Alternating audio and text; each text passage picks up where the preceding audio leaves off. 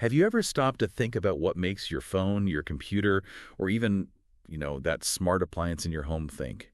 What allows them to perform billions of calculations every single second? Today, we're taking a deep dive into the hidden engines behind all that digital magic, arithmetic circuits. That's right. And these circuits, they're really the foundational building blocks of nearly all digital systems. They are indispensable components within CPUs, GPUs, digital signal processors, DSPs, and various embedded systems too. Their efficiency, in terms of speed, area, and power consumption, it directly and significantly impacts the overall performance and the cost of an entire system. Okay, let's unpack this then.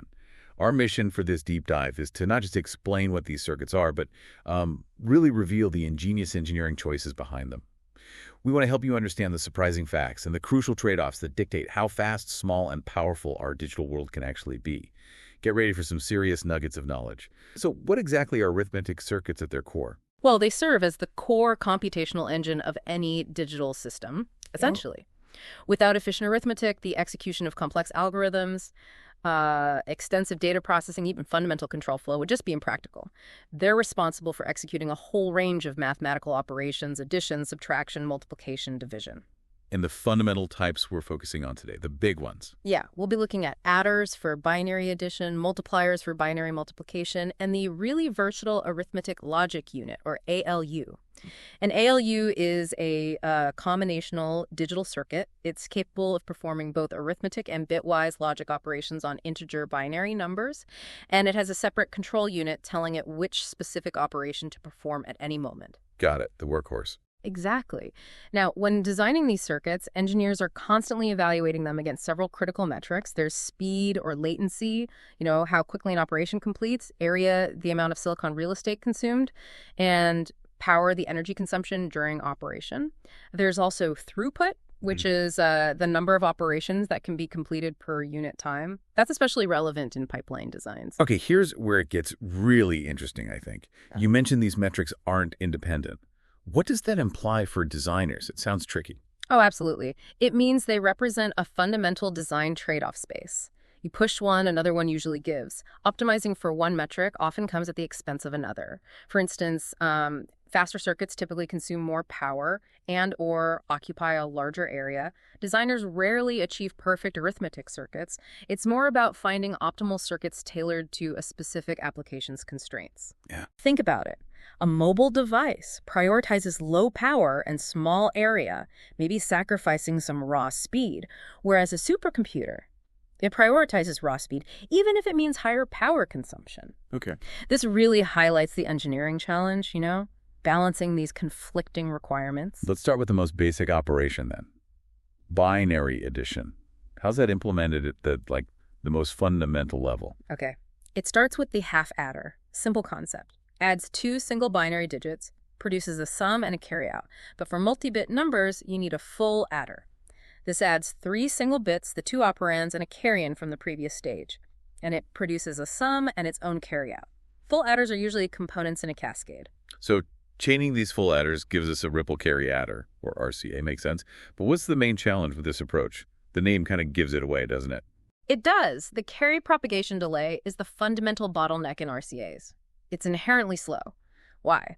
Because each full adder must wait for the carryout from the preceding stage before it can compute its own sum and carry. It's this sequential propagation, like dominoes falling. And that really limits the speed. That definitely sounds like a bottleneck. So this raises an important question. How do engineers overcome this speed limitation? They obviously did, right? Oh, absolutely. To overcome the speed limitation of RCAs, engineers basically had to move from serial to parallel computation.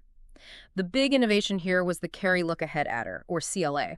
It's designed to pre-calculate carries in parallel, significantly reducing the overall propagation delay. It sort of anticipates the carries. Oh, clever. Very. But this parallelism, it comes at a cost. More complex logic, larger area. But trade-off again. Always. Yeah. The CLA is suitable for, large numbers and high-performance CPUs and DSPs where speed is paramount. And what about other clever ways to speed up adders? Were there alternatives to the CLA? Yes, definitely. There are also carry select adders. These pre-compute sums for both possible carry-in values, 0 and 1, for each block. Then they just select the correct result once the actual carry-in arrives. kind of hedging their bets. Okay. Another one is the carry-skip adder, which speeds up carry propagation by allowing carries to skip over blocks of adders under certain conditions. Both offer different ways to balance speed with, let's say, moderate area and complexity compared to a full CLA. Fascinating how many ways there are to just add two numbers quickly. It really is. And then you get to multiplication. Right. Multiplication is fundamentally a process of repeated addition and shifting, isn't it? How do circuits tackle that complexity? Well, a direct approach is the array multiplier. It's a regular implementation of that shift and add process, kind of like laying it out on a grid. While it's simple conceptually, it can be slow for large numbers of bits and requires a larger number of gates, which means more area, more power. Okay, so the simple way isn't always the best way, especially as numbers get bigger. Are there more optimized algorithms for multiplication then? Absolutely. Optimized algorithms are key here. Booth's algorithm is a well-known one. It's an optimized multiplication algorithm that reduces the number of partial products you need to sum up. It's especially effective for numbers that have long strings of ones or zeros. Interesting. It offers faster speed, potentially, but sometimes might have higher power consumption depending on the numbers. Again, trade-offs. For the absolute highest speed, though, you often look at the Wallace tree multiplier. This uses a tree of special adders called carry-save adders to rapidly reduce multiple partial products down to just two numbers. Then those two numbers are added by a fast final adder, maybe a CLA. Wow, a tree structure. Yeah, it offers very high speed, but the downside is it results in a less regular layout, which can be harder to design and route on a chip. What's fascinating here is how the ALU, the arithmetic logic unit, brings all these different operations together. How does it manage that? ALUs are truly versatile. They're typically designed by integrating various arithmetic and logic units, adders, logic gates, shifters, and they use multiplexers, which act like switches, to select the desired operation. Control signals, usually coming from a processor's control unit, tell the ALU what to do: add, subtract. Subtraction too. Yep, often using 2's complement arithmetic, which cleverly turns subtraction into addition. Plus, bitwise logical operations like A and D or XOR, not T, and shifting bits left or right. It's the computational core. Right, the Swiss Army knife you mentioned. Exactly. But a significant challenge arises with bit width. Whether dealing with 8-bit, 32-bit, or 64-bit numbers. The complexity area, delay, power of these arithmetic circuits often scales non-linearly, sometimes quadratically or even cubically, with increasing bit width. So simply increasing the bit width isn't a trivial fix. It introduces exponential challenges. You can't just make everything 128-bit easily. Precisely. It's a huge factor. This forces designers to consider alternative architectures or specialized algorithms, like Booth's, as bit widths grow. It really highlights the importance of algorithmic optimization alongside circuit-level design. You can't just rely on brute force. So what are some of the key solutions and optimization strategies engineers use to address these complexities, especially with wider bits? Well, the judicious choice of architecture is primary, selecting the most appropriate adder or multiplier based on the specific performance, area, and power constraints. It's the first big decision. Okay. Then there's pipelining. This is critical for complex circuits like multipliers. You insert registers, basically flip-flops, into long combinational paths. This breaks down the delay into smaller stages. It doesn't make one calculation faster start to finish, but it allows for higher clock frequencies and significantly increased throughput, like an assembly line. Ah, so you can start the next calculation before the first one is totally finished. Exactly. Then, carry-save adders, or CSAs, are used extensively in multipliers. They let you add up multiple numbers, the partial products, without waiting for carries to ripple through at each intermediate step. Huge speed up for multiplication. Right. And finally, we use hardware description languages, HDLs, like Verilog and VHDL. These are standard tools for describing these circuits. Then synthesis tools automatically translate that description into a gate-level design, optimizing it based on the constraints you give them: speed, area, power targets. So bringing it all together, what does this all mean? Where do these sophisticated arithmetic circuits actually impact our daily lives? Oh, they're everywhere. They are the computational backbone of virtually all digital systems. The ALU, as we said, is the very core of a CPU, executing all the integer arithmetic and logic operations. Graphics processing units, GPUs, are just packed with highly parallel arithmetic units, especially floating point units, FPUs, which are optimized for rendering complex graphics and scientific simulations. And for specialized digital tasks, things beyond general computing or graphics. Yeah. Digital signal processors, DSPs, are specialized for high-speed multiplication and accumulation, these MS units, essential for processing audio-video communication signals in real time. Okay. Operations in image processing, like convolution and filtering, heavily reliant on efficient arithmetic. And cryptographic hardware performs complex modular arithmetic for encryption and decryption. Needs to be fast and secure. It really sounds like there's a strong trend towards domain-specific acceleration, doesn't it? Making circuits really good at one particular thing. Absolutely. That's a key takeaway. While general-purpose ALUs are versatile, for certain really computationally intensive tasks, general-purpose arithmetic just isn't enough. It's too slow or power-hungry. This drives the need for highly optimized, application-specific arithmetic architectures. We see it with FPUs and GPUs, MSC units and DSPs, and now specialized tensor cores in AI accelerators. Right, for machine learning. Exactly. This implies that the future of computing involves this heterogeneous mix.